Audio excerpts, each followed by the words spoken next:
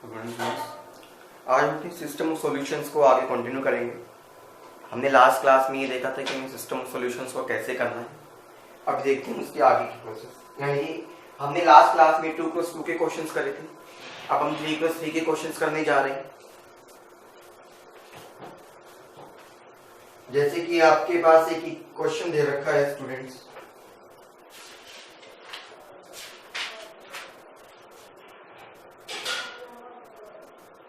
x plus y plus z equals to में 6, x minus y plus में z is equals to में 2, 2x plus y minus z equals to में 1। अब आप देख पा रहे हैं कि हमारे पास तीन इक्वेशंस हैं, तो हम तीन इक्वेशंस को कैसे सॉल्व करेंगे with the help of matrix. तो सबसे पहला काम तो स्टूडेंट्स आपका वही होने वाला है कि आपको क्या बनाना है, एक ए मैट्रिक्स की फॉर्मेशन कर लेंगे। वो क्या था, कोएफिशिएंट्स ऑफ वेरिएबल्स 1 1 और ये 2, 1 -1 और ये 1, ये 1 1 और ये 1, ये आपके पास आ गया -1। क्लियर। फिर आप क्या करेंगे, एक स्टूडेंट्स बी नाम की मैट्रिक्स बनाएंगे जिसके अंदर क्या होते हैं, जितने भी इक्वल्स टू में दिए रखे हैं कांस्टेंट, यानी कि 6 2 1। एक होता था आपके पास x नाम का मैट्रिक्स जिसमें वेरिएबल्स आते थे x y और z। देख पा रहे हैं बिल्कुल सिमिलर है, बस लास्ट वाले में हमने 2+2 में 2 लिए थे, अब यहाँ पे 3 वेरिएबल्स हो जाएंगे। बस प्रोसेस सबका वही है। पहला काम आपको डिटर्मिनेंट ऑफ ए चेक करना है कि वो आपके पास 0 आता है या नहीं आता। ठीक है, तो चलिए अगर मैं फर्स्ट रॉ को एक्सपेंड करता हूं, आप चाहो तो इसको ऑपरेशंस के थ्रू भी कर सकते हो, इजी हो जाएगा। लेकिन आप मान लो फर्स्ट रॉ को एक्सपेंड करते हो तो 1 इंटू में -1 इंटू -1 प्लस 1 माइनस का 1 हो गया। उधर माइनस का साइन आता है 1, हाइड करा इसको तो ये -1 और वो माइनस का 2 आ गया। इसको हाइड करा तो 1 इंटू 1 1 और माइनस प्लस का 2 हो गया। क्लियर स्टूडेंट्स, ये आप इसी तरह से निकालते हैं ना डिटरमिनेंट। अगर मैं इसको सॉल्व करता हूं तो 0 -1 -2 -3 को -1 से किया तो प्लस का 3, प्लस में 3 आ गया, तो डिटरमिनेंट आ गया मेरे पास 6। डिटरमिनेंट 6 आ गया स्टूडेंट्स। अब डिटरमिनेंट 6 है यानी कि not equal to 0, therefore consistent है ये। ठीक है, कंसिस्टेंट आ गया। तो अब आपको क्या फाइंड आउट करना है स्टूडेंट, सॉल्यूशंस। यानी कि उसके लिए पहले आपको क्या निकालना पड़ेगा, एडजॉइंट निकालना पड़ेगा। अब मैंने क्या निकाला स्टूडेंट्स, एडजॉइंट ऑफ मैट्रिक्स है, यानी कि ए मैट्रिक्स का एडजॉइंट निकाला। निकालते हैं, प्रोसेस तो आपको पता ही है एडजॉइंट निकालने का। कोफैक्टर्स की मैट्रिक्स का ट्रांसपोज, यानी कि मुझे कोफैक्टर्स लेने हैं। कोफैक्टर्स में आपको पता है ना, हम साइन भी लेंगे, खाली मल्टीप्लाई नहीं करेंगे डिजिट्स के साथ। जैसे कि इसको हाइड करा तो -1 इंटू -1 प्लस 1 माइनस का 0। क्लियर।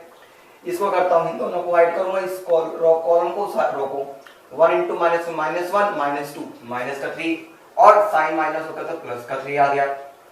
Clear students. अब ऐसे इन दोनों को 1 प्लस 2 3। ठीक है, सेकंड रो को करते हैं तो हाइट, और ये हमारे पास हाइट 1 इंटू -1 -2 साइन माइनस होता तो प्लस 2 आ गया स्टूडेंट्स। इसको और इसको हाइड करा 1 इंटू -1 -1 माइनस का 2 तो माइनस का 3 हो गया। अब इन दोनों को हाइड करें तो 1 -2 -1 साइन माइनस का होता तो प्लस हो गया वो। सिमिलरली लास्ट रो ऐसे ऐड करेंगे 1 माइनस प्लस 1 तो 2 हो गया ये। ऐसे इस रो कॉलम को और इस रो को हाइड करा तो 1 इंटू 1 1 माइनस में 1 तो 0। ऐसे ही इन दोनों को हाइड करा तो -1 -1 माइनस का 2 होता है। अब ऊपर ट्रांसपोज था तो आपको ट्रांसपोज लेना पड़ेगा। 0 3 3 2 -3 और 1 2 0 और -2। ये आपके पास क्या है स्टूडेंट्स, एडजॉइंट आ गया मेरे पास ए मैट्रिक्स का, डिटर्मिनेंट पता है। अब आपको पता है कि मैं ए इनवर्स बड़े आराम से निकाल सकता हूं। तो आपको क्या करना होगा, जो आपके पास मैट्रिक्स है उसे डिटर्मिनेंट से डिवाइड करना है, यानी कि मैं बाहर 1/6 लगा सकता हूं, आप चाहो तो अंदर डिवाइड भी कर सकते हो, इसी तरह से करते थे। चलिए अब ए इनवर्स आ गया, हमें निकालना क्या था, x निकालना था। आपको ये पता था students ax is equals to b, तो x क्या आ गया, a इनवर्स इंटू में b, हमेशा प्री मल्टीप्लाइंग होता है ना। तो मैंने यहां से वैल्यूज को अगर सब्स्टिट्यूट किया, x तो है x y और z, a का नाम अगर a की वैल्यू लिखता हूं तो 1/6 a इनवर्स की वैल्यू 0 3 और 3, 2 -3 और 1, 2 0 और माइनस का 2, यही होगा। सिमिलरली मैं यहाँ पे बी मैट्रिक्स लिखता हूं, तो बी मैट्रिक्स क्या थी 6 2 1। आपको पता है अगर मैं इसका मल्टीप्लीकेशन करता हूं तो ये रो के अकॉर्डिंग जाता है और ये कॉलम के अकॉर्डिंग आता है। तो 0 × 6 0, 2 × 2 4 प्लस में 2, यही होगा 2 × 1, ठीक है। तो 3 × 6 18, -3 × 2 माइनस का 6, 0 × समथिंग 0, क्लियर। 3 × 6 18, 1 × 2 2 -2। तो आपने जब ये सोल्व किया, अच्छा साथ में 1/6 भी जा रहा है, आप ये ध्यान रखिएगा।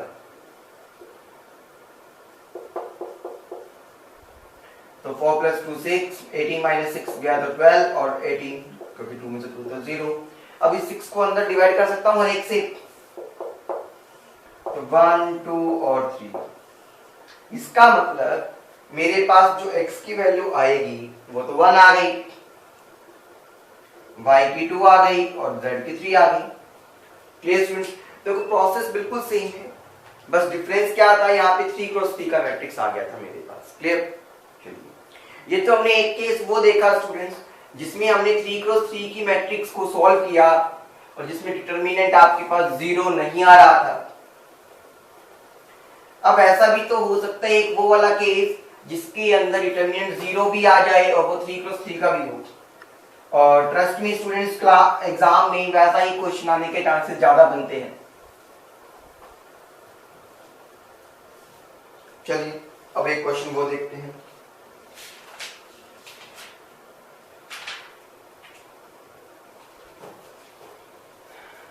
लेंथीएस्ट क्वेश्चन होता है ये हमारे पास, 2x - y प्लस में 3z इज इक्वल्स टू में 1, x प्लस में 2y माइनस में z इक्वल्स टू में 2, 5y minus 5z is equals to में 3। कहते हैं आपको पहले तो ये बताना है कि कंसिस्टेंट है या नहीं है, ठीक है। पहले तो आपको ये बताना है कि कंसिस्टेंट है या नहीं, और फिर आपको x, y और z की वैल्यू निकालनी है। तो सिमिलर केस, पहले तो मैं a नाम का मैट्रिक्स बनाएगा, तो वो 2 1, और देखो यहाँ पे अब x नहीं है ना, x नहीं है तो उसका कोएफिशिएंट क्या हो गया, यानी कि 0। ये भी ध्यान रखना, -1 2 और ये 5, ऐसा मत करना उसके नीचे 5 लिख दो और कहो कि हमारा तो आया ही नहीं सर।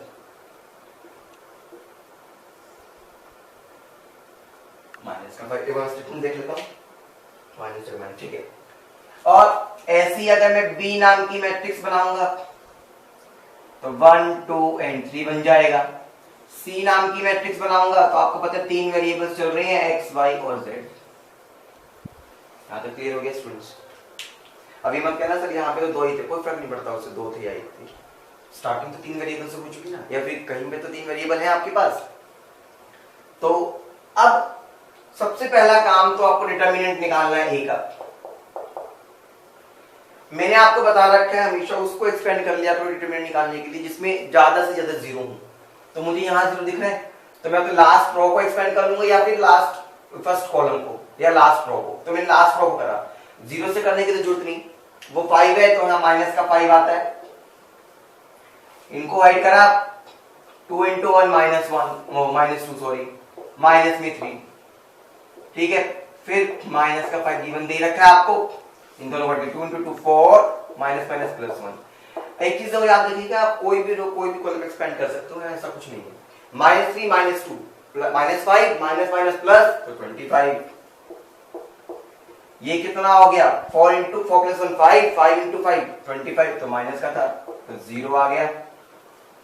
अब 0 आ गया, अब भी आप ये नहीं कह सकते कि कंसिस्टेंट है नहीं, लेकिन आप ये कह सकते हो doesn't have unique solution, doesn't have unique solution, doesn't have unique solution. आपको ये तो लिखना पड़ेगा, लेकिन अब जब ये डजंट हैव यूनिक सॉल्यूशन की कंडीशन आ जाती है, फिर आपको क्या चेक करना पड़ता है स्टूडेंट्स, एडजॉइंट निकालकर बी के साथ मल्टीप्लिकेशन चेक करनी पड़ती है। तो चलिए सबसे पहले अब मैं एडजॉइंट निकालता हूं ए मैट्रिक्स का, ठीक है। कोफैक्टर्स की मैट्रिक्स का ट्रांसपोज लेना होता है, करना तो यही है ना हमें। अब सुनिएगा, इसको हाइड करा तो 2 इंटू माइनस और -10 और minus minus plus 5, -10 plus 5, minus का 5 रह गया ये। अच्छा, इसी तरह से इसको हाइड करा तो देखो क्या होगा हमारे पास, -5 और माइनस बाहर भी होता है तो प्लस का 5 बन गया, वो तो 0 था ना। इन दोनों को हाइड के तो 5 और ये भी तो 0 ही है। इन दोनों को हाइड करते हैं, +5 -15 +5 -15 माइनस का 10 बाहर से माइनस होता है तो प्लस आ गया, ये समझ आ गया। इन दोनों को हाइड करा, माइनस का 10 वो तो 0 हो जाएगा। इन दोनों को हाइड करते हैं तो 10 बाहर माइनस होता है तो माइनस लगा देंगे, वो तो 0 था। इन दोनों को ऐड करा, अब ये मैं सोच रहा था 0 को करेंगे तो हम इसमें मैट्रिक्स के डिटरमिनेंट में नहीं कर रहे, हम ये एडजॉइंट निकाल रहे हैं, ठीक है। तो माइनस माइनस प्लस 1 -6, माइनस का 5 रह गया। इन दोनों को हाइड कर लें, -2 -3 माइनस का 5 को बाहर माइनस होता है तो प्लस हो गया। ये क्या होगा, height 2 into 2 4 minus minus plus 1 तो 5 आ गया। ये आपके पास क्या निकालना है, इसका ट्रांसपोज, -5 5 और ये 5, 10 -10 -10 -5 5 और ये 5, समझ गए। तो मुझे पता चल गया मेरे पास एडजॉइंट तो आ गया। अब क्या करना था, नेक्स्ट कंडीशन, एडजॉइंट को बी मैट्रिक्स के साथ मल्टीप्लाई करना। एडजॉइंट क्या है आपके पास, -5 5 और ये 5, 10 -10 और ये -10, -5 5 और ये 5, और बी मैट्रिक्स क्या है आपके पास, 1 2 एंड 3, ठीक है। मल्टीप्लाई करते हैं, आपको पता है यहाँ रो के अकॉर्डिंग जाते हैं, यहाँ कॉलम के अकॉर्डिंग जाते हैं। -5 को 1 से किया, माइनस का 5, 10 को 2 से किया 20, -5 को 3 से किया माइनस का 15,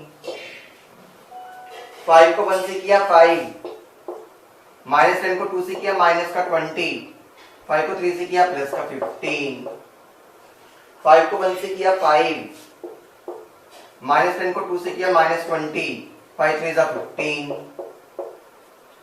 अब आपने एक चीज नोटिस कर ली होगी, -15 -20 -20 0, यहां पर भी 0 और यहां पे भी 0, सब में 0 आ गया। यानी कि मैं ये कह सकता हूं ये पूरा मेरे पास क्या हो गया, 0 के इक्वल आ गया। देयरफॉर कंसिस्टेंट तो ये है, ठीक है। अब 2x2 में तो बहुत आसान हो गया था। अब ऐसे क्वेश्चंस में, यानी कि हमारे पास 3x3 में दो कोई भी वेरिएबल को आप सब्स्टिट्यूट कर सकते हो, x y z कुछ भी, ठीक है। कोशिश ये रहनी चाहिए एक ऐसा वेरिएबल सब्स्टिट्यूट करें जो तीनों इक्वेशंस में हो। तीनों इक्वेशंस में या तो y है या फिर z है। तो मान लो मैंने अपनी सहूलियत के लिए z को k लेट कर लिया, z को मैंने क्या लेट कर लिया, k क्या होगा, कोई भी आर्बिट्रेरी कांस्टेंट।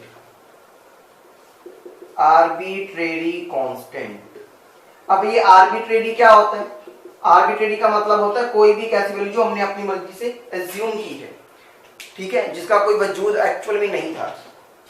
तो मेरी इक्वेशंस क्या बनेंगी, 2x माइनस वाई, अब k कांस्टेंट है तो k इधर होने के बजाय हमारे पास, मैं करके दिखा देता हूं, प्लस में 3k इज इक्वल टू में 1, x प्लस में 2y माइनस में k is equal to 2, 5y minus में 5k इज इक्वल टू में 3।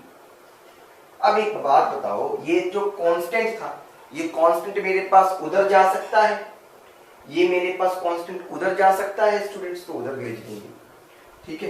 अब आपके पास एक और फैसिलिटी है इसमें, हमें दो ही इक्वेशंस को लेके सोल्व करना पड़ेगा, ठीक है। सुनिएगा, अब मेरे पास यहां से 2x माइनस वाई, ये प्लस का है, उधर जाके क्या हो जाएगा माइनस, x प्लस में 2y is equal to 2 plus में k हो जाएगा, समझ गए। अब मेरे पास, अच्छा इसका कोई यूज नहीं क्योंकि हमारे पास वेरिएबल दो बच गए, वो तो कांस्टेंट था, तो थर्ड इक्वेशन का कोई यूज नहीं। चाहो तो आप सेकंड और थर्ड से भी काम चला लो, लेकिन वहां x नहीं है मेरे पास, ठीक है। अब मुझे इसको सोल्व करना है, ये मेरे पास न्यू इक्वेशंस आ गई, ठीक है। अभी तक हमने क्या किया है स्टूडेंट्स, हमने x और y की वैल्यू को यहां से निकाल, x की ओके z की वैल्यू को k कर लिया, x और k को भी निकालना है। x और k को निकालने के लिए अब हम क्या करेंगे, दोबारा से देखना, दोबारा से वही मैट्रिक्स की फॉर्मेशंस करेंगे।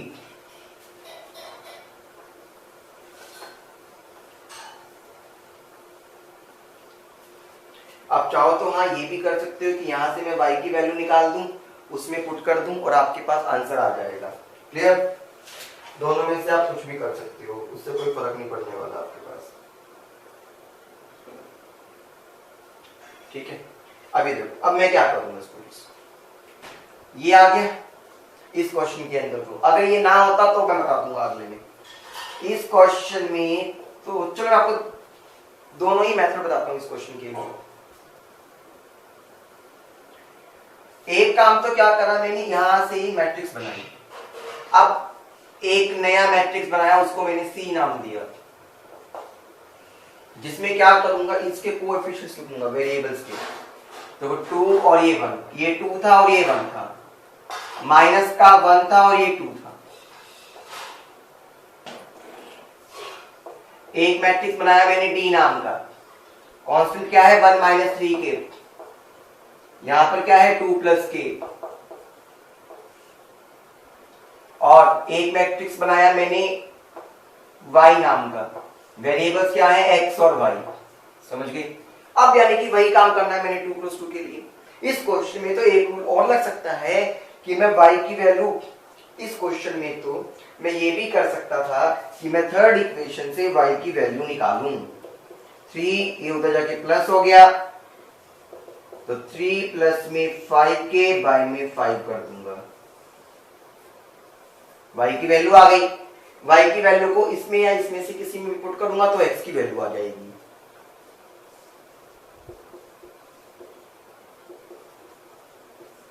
लेकिन अगर मान लो यहां पर भी x होता तो मैं क्या करता, तब मुझे ये करना पड़ता, कोई भी दो इक्वेशन सिलेक्ट करके हम अपना दोबारा से मैट्रिक्स बनाएंगे और उसके बाद हम अपने सॉल्यूशन को सोल्व करेंगे। यानी कि पहला काम अब determinant of C, 2 into 2 4 minus minus plus 1 होता है, तो 5 आ गया, not equal to 0, that means inverse exist. तो अब मुझे एडजॉइंट निकालना है, पहला काम। अब एडजॉइंट ऑफ C निकालने में भी आप माहिर हो, 2 क्रॉस 2 के बारे में, तो इसको ऐड किया तो ये 2, हाइड किया तो 1 माइनस का 1, हाइड किया तो प्लस 1, क्योंकि साइन चेंज होता है, समझ गए। यहां तक ट्रांसपोज लेंगे अब हम, यानी कि 2 माइनस 1 1 और ये 2। यहां से मुझे पता चला C का जो आपके पास इनवर्स आएगा वो 2 माइनस 1 1 और 2, डिटर्मिनेंट क्या है उसका 5, तो 1/5 आ गया। क्लियर हो गया ये स्टूडेंट्स, C इनवर्स आ गया, डिटर्मिनेंट आ गया। अब जब मेरे पास डिटर्मिनेंट आ चुका है तो मेरे पास काम क्या होता है, यानी कि x और जो y है वो डिटर्मिनेंट,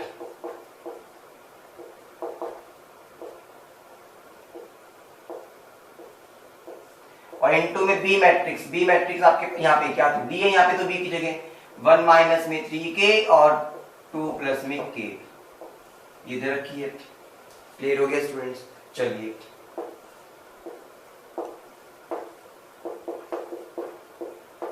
मल्टीप्लाई करते हैं। 2 इंटू 1 2, क्योंकि ये पूरा याद रखना, ये पूरा एक है, इसको अलग से मत समझिएगा, ये पूरा एक ही एलिमेंट है। 2 इंटू 1 2 और माइनस का 6 क्या आएगा, इसको तो होगा प्लस में 2 प्लस में k, समझे? 2 को इसके साथ और 1 को पूरे इसके साथ। अब माइनस 1 को इसके साथ, तो माइनस का 1 माइनस माइनस प्लस का 3k प्लस में 2 इंटू 4 प्लस में 2k। अगर आप यहां से अब इसे सोल्व करें, ये देखना, चाहे आप ऐसे करेंगे चाहे ऐसे करेंगे, मैट्रिक्स का आंसर सेम आएगा, यानी कि y का आंसर सेम आएगा। 2 इंटू 2 प्लस 2 4 माइनस का 5k 4, अच्छा 3 4 में से बन गया 3k प्लस 2k 5k। आप इसको ये भी लिख सकते हैं, ये 5 अंदर जाके डिवाइड होगा तो 4 माइनस में 5k बाय में 5 और 3 प्लस में 5k बाय में 5। क्लियर? अब ऑन कंपेयरिंग, कंपेयर करेंगे तो आपको पता चल गया ये x है वो इसके इक्वल है, और जो y है मेरे पास वो इसके इक्वल। और देखोगे आप तो ये y आपके पास एज इट इज आ रहा है। ठीक है, वो मेथड मैंने कब बताया, जब आपके पास कोई ऐसी इक्वेशन ना आती कि जिसमें एक ही वेरिएबल बचे।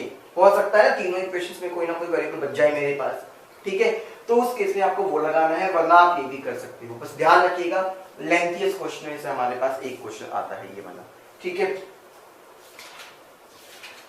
तो हमें पता चल गया कि हमें ये क्वेश्चन कैसे करने हैं स्टूडेंट्स।